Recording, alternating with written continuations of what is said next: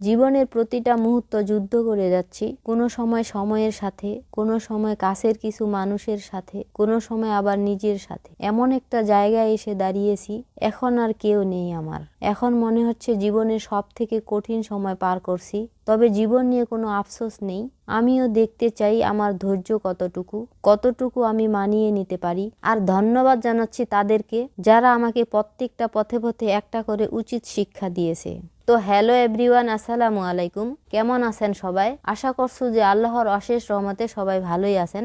আলহামদুলিল্লাহ, আমরাও ভালো আছি। তবে যেহেতু শীত একটু বেশি, ওই জন্য মোর প্রচন্ড ঠান্ডা লাগিছে, আর ওইটা হয়তোবা তোমরা মোর কণ্ঠ শুনে বুঝা পাচ্ছেন। তো এই মুহূর্তে যা মোর ভিডিওটা দেখা শুরু করছেন, তোমার কাছে একটা রিকোয়েস্ট, দয়া করে অনুগ্রহপূর্বক একটা লাইক দিয়ে মোর ভিডিওটা দেখা শুরু করিবেন, কারণ তোমার একটা লাইক মোর ভিডিওটা আর অনেকের নিকট পৌঁছায় দিতে সাহায্য করিবে।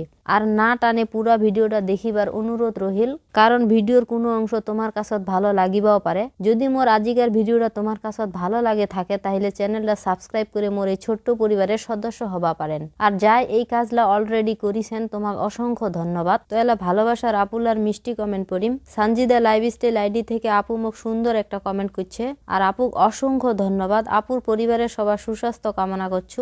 আপু যদি এই মুহূর্তে মোর ভিডিওটা দেখে থাকেন, এই যে আপু, মুই তোমার নাম নিনু। তো আমার ঘরের পাশত যে ফাঁকা জমিটুকু আছে, ওইটি আমরা গত বছর মরিচ পেঁয়াজ আবাদ করছি, কিন্তু হয় নাই। তারপর সজি গাড়িছি, ওইলাও হয় নাই। তো আমরা ইলা সজি কহেছি, কিন্তু অনেকে মুখী কচু বা কচুর মুখী কহে, যেইলায় হোক আর কি, ওইলাও হয় নাই। তো এই জন্য এবার কিছু মাটি ভরে নেছি। এইখানত খালি বালু, ওই জন্য কিছু আবাদ করিলে হয় না। এবার মাটি ভরে দেখি যদি কিছু হয়। তো প্রথমে মাটিলা কোদাল দিয়ে সমান করে নিবা লাগেছে, এরপর গোবর সার দিয়ে মহেন্দ্র দিয়ে চাষ দিয়ে দিছি।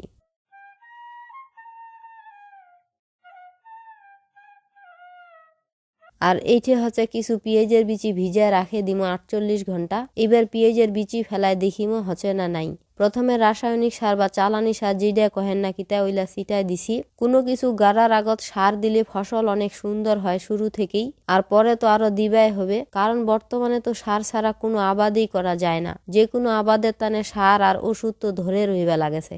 এরপর মইটানে মাটিখান প্রথমে সমান করে রসুন গাড়েছি। অল্প একটুখানি জায়গাত রসুন গাড়ে রাখে দেছি, হচ্ছে না নাই আল্লাহই জানে।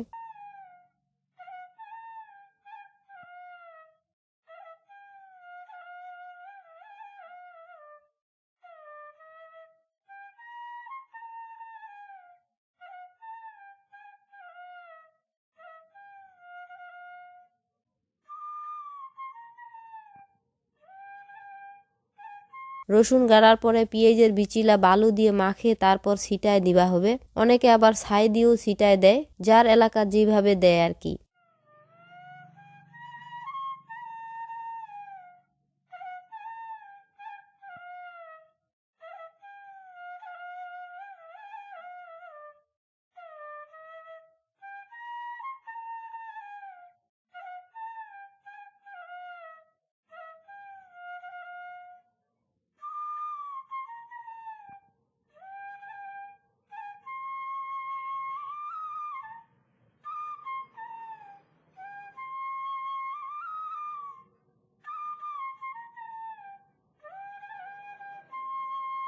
তো এই যে দেখেছেন, আজি আরো দাওয়াত খাওয়া যাবা হবে। তো প্রথমে খান সাহেব যাছে একলাই, কারণ যেহেতু একলা বাড়ি, মুই বাড়িত রহিম, আর খান সাহেব খায় আসিবে, তারপর সেলা মুই যাম। আর এইবার মো চাচাতো ভাইয়ের ছেলের মুসলমানির দাওয়াত। তো খান সাহেব আসার পর এলা মুই যাসু।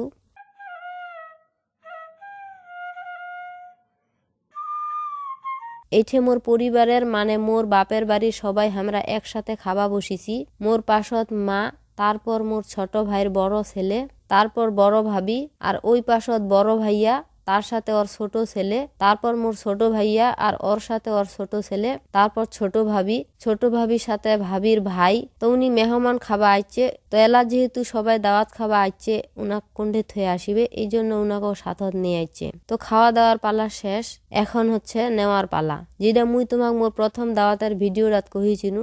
যে গ্রামত কিছু কুসংস্কার চলে, তবে শহরত চলে কিনা ওইটা তো মুই জানু না।